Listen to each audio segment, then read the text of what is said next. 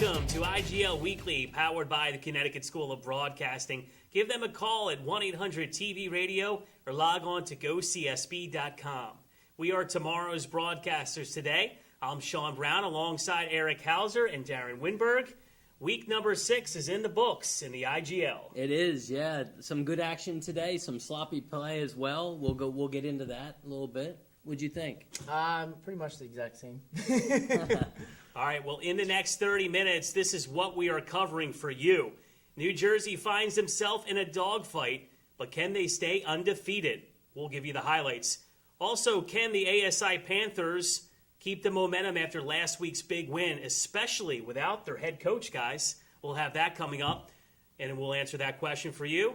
Also, those questions and more, but we begin with a battle at the Wells Fargo Center between the 3-2 Steelers and the winless Philly Falcons. Yes. Winless? Are they going to remain winless, or are they going to get a victory out? Now, I'll say this much. Lots of surprises. The game did not start the way a lot of people would have thought. No, and I do want to point out, because every week we talk about, the Falcons just haven't looked that good this year. I found out that these players this is their first year playing with each other, and they've never played arena football. Yeah. And it's a whole different monster. So they've been trying to get things together each week, and I think they're starting to look a little better. Well, it definitely showed this week because they jumped out to an early lead, and you know what? It showed.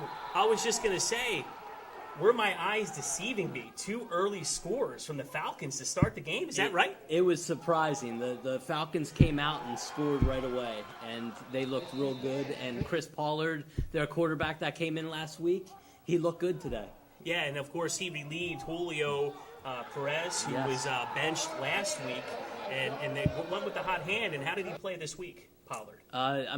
He came out looking good. They looked like the team that was 4-0 rather as opposed to 0-4. Yeah, so. that first quarter, they looked good. They had a strong first quarter, but that's where it would kind of stop. Now, after the Falcons had the momentum and had the first 2 scores of the game, there was a 2-point conversion batted back by the Steelers.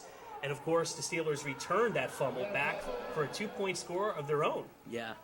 Well, in the IGL and in AFL, if this happens, if you go for a 2 and it's a turnover, run the opposite way, right, that team gets the 2 points. Whereas in the NFL, where you cannot advance a failed 2-point try. Correct, yes. All right, so on the ensuing kickoff, the Steelers coming back strong. They return it all the way for a touchdown, guys. Yeah, it was their first offensive score, and we got to add it. It was, it was 12-2 before this happened, and that's right. Yeah, and it was a great return. It was a great return. It kind of put them on the map. They started a little bit slow, whether it be players not showing up or what. Maybe underestimating their opponent a little bit, perhaps. I would agree with that too. Yeah, and we got to point out that Breon Shelton wasn't playing at the beginning of this game. It was Estes, and Estes had a tough time. He had 2 interceptions in the first quarter. Yeah, and I think this was the second game of the season that Estes did start, right? Yes. Yeah, he started earlier in the year. All right, so the Steelers go for 2 and they recover, but Eric, can they do anything with it? Yeah, they ended up throwing an interception after the onside kick. All right, so that's the end of the first quarter with the score 12-8 Falcons. But Darren, are you starting to see that the Steelers are getting the momentum? Yeah, they're starting to get the momentum. Like you said, Estes started. So, you have to build chemistry with the guys. They started to get going, but sloppy play was the key in this game, and it just was not to come to fruition. All right, so the first quarter was okay for the Falcons, but the second quarter was a different story, Darren, with the penalties. They started from, I believe, their own 7 or 8 yard line and had 5 penalties in a row. Turnovers, ugh. So, Eric, how does a team destruct that quickly after getting off to such a great start? You know what? I'm not sure, but it was one of those possessions where it took up almost a whole quarter, and they just kept shooting themselves in the foot, penalty after penalty, fumble, but they got it back, and it just, they just fell apart. I don't know what happened, but it looked like the Falcons that we've seen earlier in the year. Did the spotlight against such a top-notch team, did the stage get a little too bright for them? I think they did. They looked at the scoreboard before they knew it. They're up 12-0. It's like, we're going to win. We got this. And then reality set in. All right, so we'll forward ahead to the third quarter. The Steelers' first possession, number 23, Axel, with a touchdown run. At that point, the Steelers take their first lead at 14-12. Yeah, Axel looked good. He scored a nice, it was a long run, and he looked good on that play. And, Estes in the passing game wasn't going too well, but, good thing Axel was there, and he had a nice He had run. some good blocks down the field, too, to spring him on that run, too. Yeah, absolutely. Yeah, his teammates really blocked well for him. And you mentioned the passing game wasn't going too well for Estes or the Steelers. Newsflash.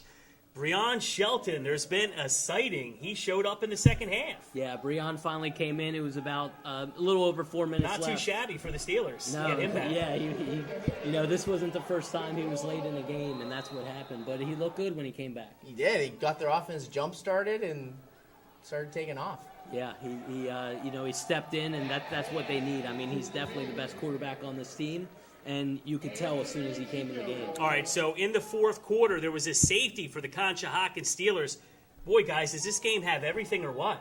Yeah, it's got turnovers, it's got safeties, it's got kickoff returns for Two-point touchdown. conversion returns for 2 points. A little bit of everything in this game. Yeah. Now at the 5:40 mark, Axel with a 5-yard touchdown run to put the Steelers up 28-12. Starting to take over the game a little bit. Yeah, like I said, once Breon came in, they started you could see the chemistry It going. helped the confidence too for the Steelers. Yes. And it just that was basically the touchdown that sealed the game.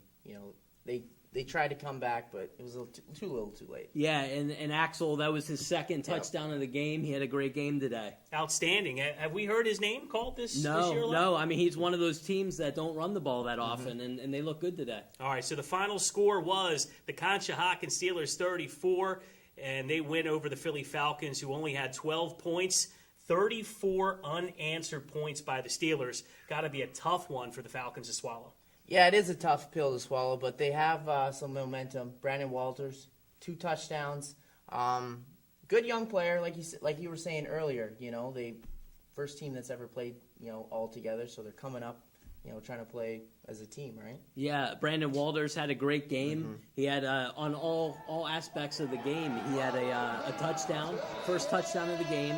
He had an interception on defense. And he had a 25-yard kickoff return at some point in the game. Wasn't he the player that was taken to the hospital last Yes, week for dehydration? He was carted off the field, and obviously he looked good today, so he's back with health. And I also want to mention that number 56, Chris Senek, he's the defensive lineman for the Falcons. He was in the backfield of the Steelers a lot today, and he's one bright spot on that Falcons defense. Yeah, now they have Pollard in a quarterback. Hopefully he can continue to get better each week, and hopefully the Falcons can get some positive momentum and build off of what they did in the first quarter, but they've got to play a full game. Yeah, I interviewed him at the end of the game, and they were saying it's just the little things. And if you think about it, the little things are what's keeping them from winning a game. So the little things, and they should be able to snatch a victory here. All right, well, we got to take a break, but when we return on CSB's IGL Weekly, can the Lions deflate the streaking Panthers? Stay right there. We'll be back right after this. So you've been thinking about changing careers. Well, now's the perfect time to check out Connecticut School of Broadcasting. Discover the exciting world of audio and video production. They have a campus right here in Cherry Hill. Call 1-800-TV-RADIO or visit gocsb.com. And welcome back to IGL Weekly, presented by the Connecticut School of Broadcasting. Back to the action at the Wells Fargo Center. Speaking of the Wells Fargo Center, when I pulled up to the well, boy, was there a lot of traffic and a lot of congestion in the parking lot. Must have been that Kenny Chesney concert. He attracts some people, huh? It was Kenny Chesney. I saw a lot of cowboy boots out there. He brings a lot of people for his shows. A lot of people and his whole pirate ship crew. Cowboy hats, too. Yeah. Yeah, of course, he was playing across the street, but now back to the Wells Fargo Center, where we have a contest between the Camden Lions and the ASI Panthers. Guys, the Lions, they've been competitive in a lot of their games so far this season. Yeah, I was talking to the coach of the Falcons, the owner of the Falcons, earlier in the day, and he was talking about how the Lions have heart. They're undersized. They're not a big team, but they've got fire and they've got heart, and it's kept them in every game this year. Well, in the last 2 weeks, they've come from behind to pull off these victories. And so you think about that, talk about to their guys, and they're all about, we got heart. We got our coaches preach that to us because we're not the most skilled team, But if you got heart, you can win championships. Yeah, no question about that. Now, some sloppy play to get started by the ASI Panthers. What happened? Yeah, it's they were sloppy. A couple high snaps, which was a problem for the Throughout the Panthers. whole day, the high throughout snaps. the whole game. It's happened a few times throughout the year. And again, Brown Lee was having some trouble keeping the ball. He was fumbling with the ball. I don't know what it is. It looks like the snaps were okay at that point. He just couldn't. He's got trouble holding on to that ball. Yeah, when he tucks it, it's like he's tucking it, but he's leaving it out there for them to hit luckily him. they kept recovering. Yeah. But Brown Lee, he was having some trouble with that early. Brown Lee has felt the pressure in recent weeks. Yeah, he has. Well, they started off well. Now they're starting, maybe the pressure's getting to him. He's a great quarterback. Throws a Yes, he great is. deep ball. Yeah. A great deep ball. He's got an arm on him. Yeah. All right, so a play we must take a look at early on in the first quarter. Great sack by number 4 of the Lions, James Anderson. Oh man, it hurt me just to watch it. Oh, you could hear the pounding from up top where we were sitting. Yeah, he blew him up. Pretty sack. First couple of possessions were atrocious between the sacks, the false starts, and the penalties, and both teams really couldn't get anything going. No, it's it was sloppy at the beginning.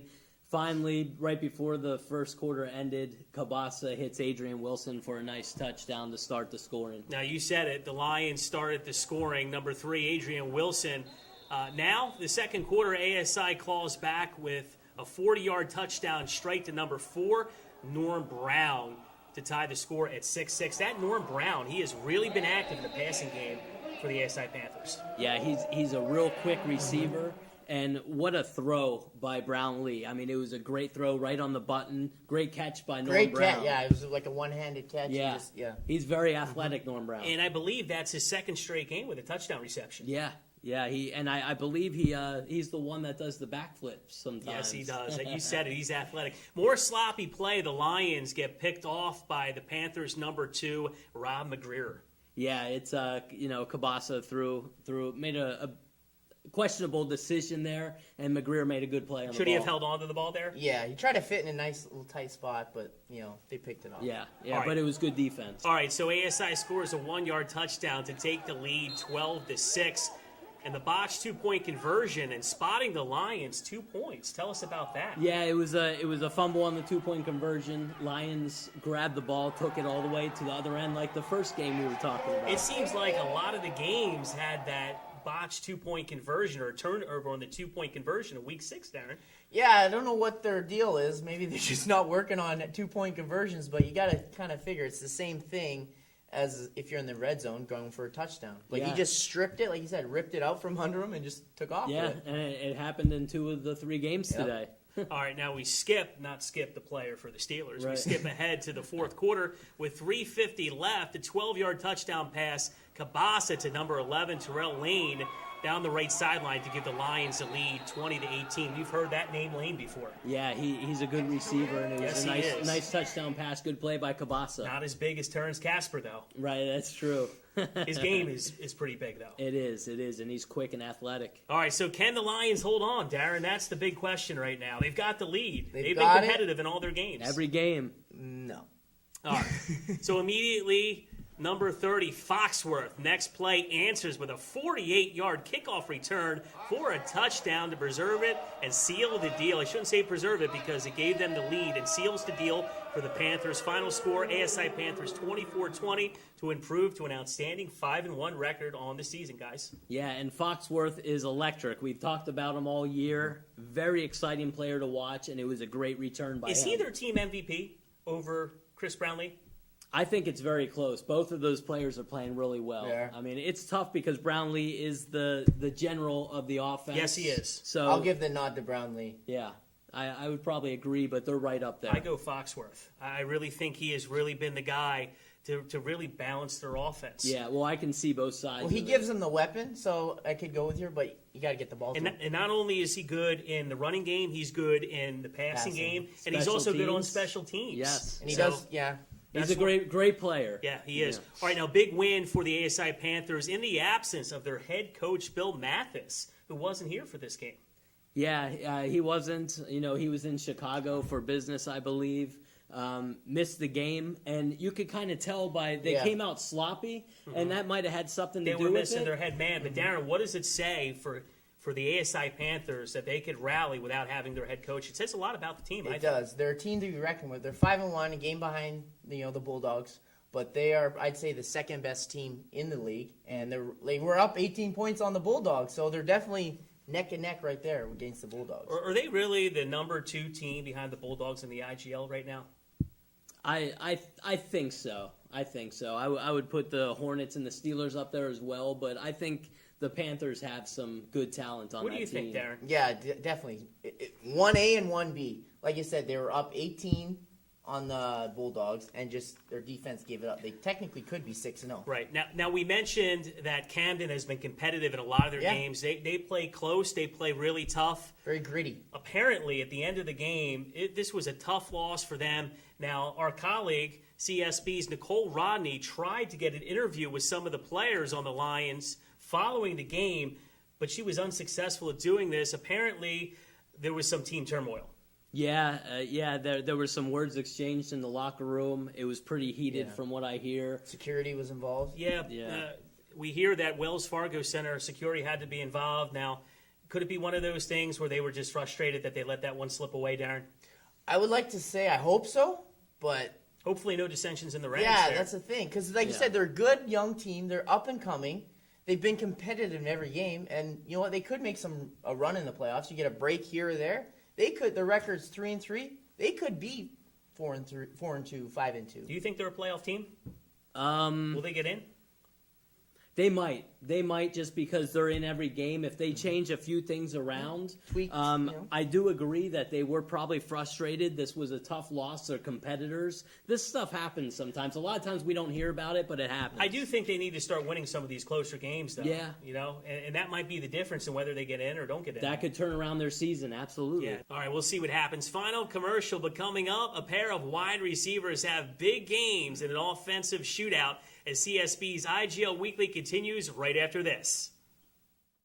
C-Mac Saturday Smash 13. Saturday, June 22nd from 2 to 9 p.m. 341 Snyder Avenue. Proceeds benefit SPCA and the First Westchester Fire Company. Featuring tributes to Motley Crue, Looks That Kill, AC/DC, High Voltage, Kiss, Kissin' Time, Led Zeppelin, Mothership, and Van Halen Nation. Your MCs for this event will be Brian the Fishman Fish from the Heavy Metal Happy Hour and Brandon D. Camillo from Jackass fame.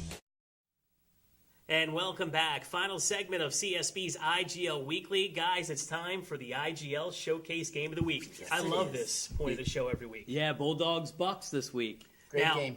Now, originally, the Bulldogs were slated to take on the Frankfurt Chiefs, but the IGL made a change this week, and so the Bulldogs instead get their Week 2 opponent, the Delaware Buccaneers, instead. Now, that was a close game in Week 2, guys. It was. Yeah, it was a tight game. Yeah, I actually didn't see the Week 2 matchup, but if it was anything like it was today, I missed a doozy. Yeah. Now, as I said before, the game was close in Week 2 at the Pineland Sports Complex.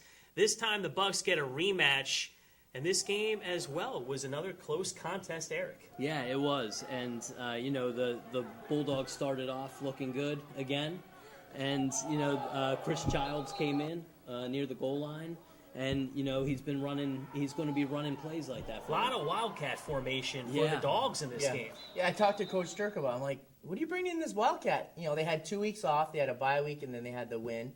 So he's like, you know what? I need to try something different. And it looked good. They got a touchdown out of it. Now, remember, when Bartuk was the quarterback, they would bring Mike Merritt in to do a lot of that stuff. Exactly. 2-point conversions. Now, with Bartuk out, they need to find somebody else to maybe assume that role a little bit. Yeah, I think Coach Turk is... Change it up. Yeah, I think what he's doing is, once you get close to the goal line and you have a running quarterback that can sneak it in, that they can get banged up. So I think this is how he's preserving Merritt a little bit. He's an older player. And, he could get injured, so he's kind of saving them that way. He's not playing old. No, he's not. He's not. Well, and there's also not a lot of room in the end zone. When you're 3 yards away, you can't have a lot of room to run around, so it makes sense to have a good running quarterback. Great point, Darren. All right, an unlikely player gets the scoring started for the Bulldogs. Yeah, big right. Number 99. Yeah, he reported eligible, raised his hand, and number 3, Childs, he got the ball to him. A little sneak and wide open.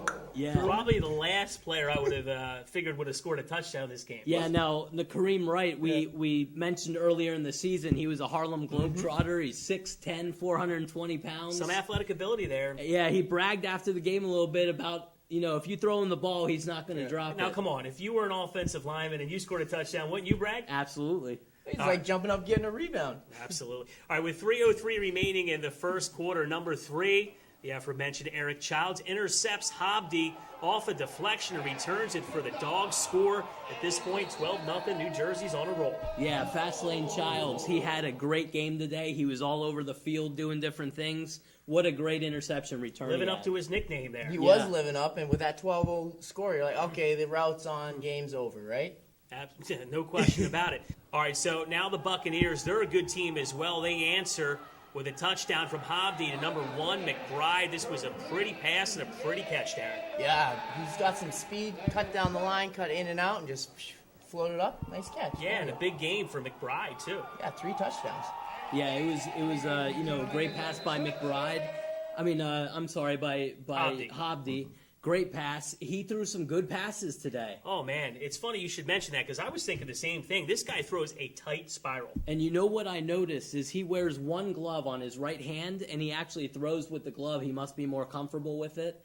And McBride, he's been their best receiver all year. What a great catch by him. All right, now you mentioned McBride from one talented receiver to another. The New Jersey Bulldogs also have a pretty good one. Number 0, Dejon Thomas. Not a bad day at the office for him either. Also 3 touchdowns on the day, Darren. He tried to outdo his partner in crime, but no, they tied the same. 3 touchdowns each. Yeah, they really did. All right, now this is we need to highlight a very important happening in this game. And an interesting turn of events. With Jersey leading by 12, quarterback Mike Merritt in the fourth quarter is flat on his back and injured. And we could hear him screaming on the turf of the Wells Fargo Center. He was an obvious discomfort. Didn't look good, guys. What happened here? No, what happened was Merritt got sacked, and Kareem Wright was picking him up as he, getting him off the ground. And one of the players, I didn't see which one, came in with a real late hit, and, I have to say it was kind of a cheap shot. Dirty play there by the Buccaneers? Yeah, it's definitely a dirty play. Like you said, the screens, you were like, oh my goodness, what's going to happen? You could just hear it, and you're like, there goes the season for the Bulldogs. Well, they can ill afford to lose Michael Merritt. And I have to tell you that the coaching staff and the brass of the Dogs was not happy about this after the game. No. Both, the guy who came in with the late shot and Kareem stepped up for his quarterback and, handled the guy who hit him. As well as he should. Yeah, and both of them got penalized. Offsetting. It was offsetting penalties, but Coach Turk was upset that this player wasn't ejected from the game. Yeah, and rightfully so. And, we didn't know about the health of Michael Merritt, but when he popped up, that was a good sign. Mm-hmm. And amazingly, after sitting out for only one play, music to the Bulldogs sideline, music to their ears, quarterback MJM returns with a pretty deep ball to number 21, James the Show Alston. Yeah, it was good to see that Merritt was back in the game. I thought he had a knee injury. It ended up being a rib injury. He shook it off. I mean, he's probably had this many times in his career. Yeah. What a great catch by Alston, though. Jimmy the Show Alston had a great day today. Yeah, we want to point out that Omar Clark did return number 7 for the New Jersey Bulldogs. He didn't really have a big game, still trying to get him involved slowly in the offense. But, certainly with Omar returning to the offense, you have to wonder about the playing time for number 21, James Alston. But he's really earned his playing time all year, Eric. Yeah, actually what happened was he played a little more for Molitaris this week. They almost split 50-50, and it's usually a little more Molitaris in motion. But Jimmy the Show is quick, and he has some great hands on him. Yeah, Molitaris had a 2-point conversion in this game. But the Bucs did tack on one score late in the game to make it close. But in the end, the New Jersey Bulldogs go to 6-0 with a 32-26 victory. Yeah, it's they almost let it slip away there, but they buckled down. They found a way to hold on to the lead, and they're undefeated. I mean, what can you say? They won a game. They won the game. All right, now after the game, Darren, you had a word with the winning head coach. Let's take a look. It's Darren Wimmer live from the Wells Fargo Center with Coach Turk. Pull up 32-26. Ugly win? I'll take it. It's a win. We're 6-0. We didn't play our best game again. We didn't play 4 quarters again. and it felt like we were playing 11 guys today at points. So Now, you haven't played your best game yet. You haven't been able to put together 4 quarters. What do you think you need to do to be able to put together 4 quarters? I'm going to have to kill these guys at practice until 4 quarters seems like 1 quarter to them. I'm trying to treat them like a championship team, but they're going to make me treat them like an 0-6 team. So when we get to practice this week, they're going to run until their nose bleed, and they're going to hit until their noses bleed, and that's how we're going to take care of it. And eventually we'll find it. It's going to happen.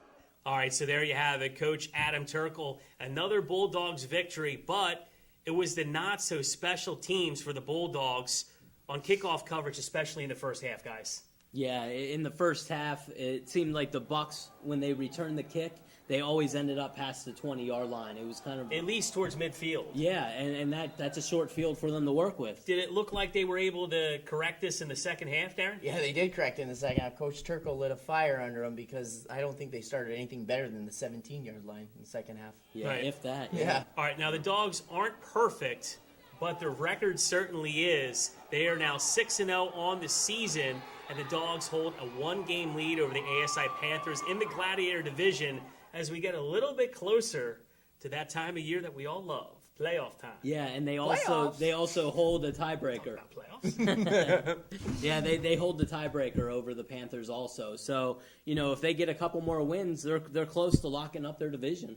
Yeah, they really are, and they're playing. The Bulldogs are the team to beat in this league right now. That's my opinion. Yeah. Would you guys agree? Census, I would agree. But there are things that they can work on. There Yeah. are certain areas that they can work on, and we're still looking for them to put together a consistent 4-quarter effort. Yeah.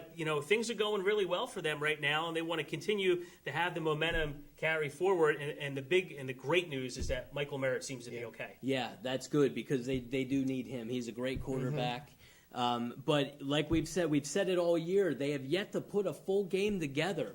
And if they do, it would be scary. But I don't, they're having a problem doing that. Why do you think that's been a little bit of a problem there, Darren? I asked coaches. You saw in the interview, he's... The million-dollar question Yeah, right exactly. now. He can't seem to put it together.